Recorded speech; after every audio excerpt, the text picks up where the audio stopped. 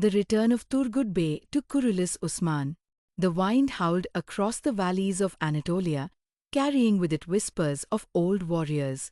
It had been years since the mighty Turgut Alp, once the closest companion of Ertugrul Ghazi, had set foot among the Kai tribe, thought by many to have fallen or chosen solitude after the passing of Ertugrul.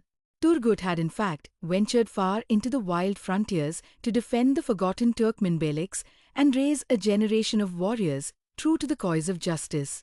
Now, as Usman Bey's star began to rise in the lands of Anatolia, uniting tribes under a single banner, Turgut Bey heard the call once more, not of war, but of destiny. Turgut returned not as a wandering Alp, but as a seasoned Bey of his own tribe, hardened by countless battles. His appearance was marked by thunder and dust, riding at the front of 100 fierce Alps.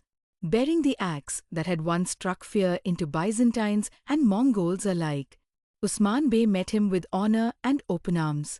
The reunion was emotional. It was as though Ertugrul himself had returned in spirit. "We will forge this state not just with the sword," Usman said, "but with the legacy of our elders. With you, Turgut Bey, our roots grow deeper." Turgut pledged loyalty to Usman not only out of friendship but conviction. "The cause lives in you, Usman Bey. I will die before I see it fall."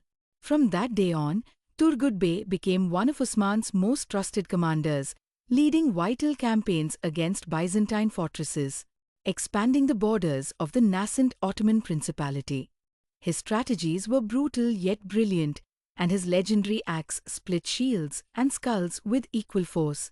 Times Turgut Bey becomes a pillar of stability as the empire begins to take form under Usman.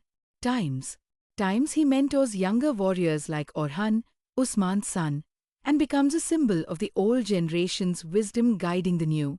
Times eventually, Turgut Bey chooses a heroic death, falling in battle against a massive Byzantine force, a final stand that allows Usman to secure a crucial victory. Times his death is immortalized in the stories of the Ottomans, his axe hung in the palace of Bursa as a sacred relic. Times a tomb is built for him, and it becomes a site of inspiration for generations of Ottoman warriors.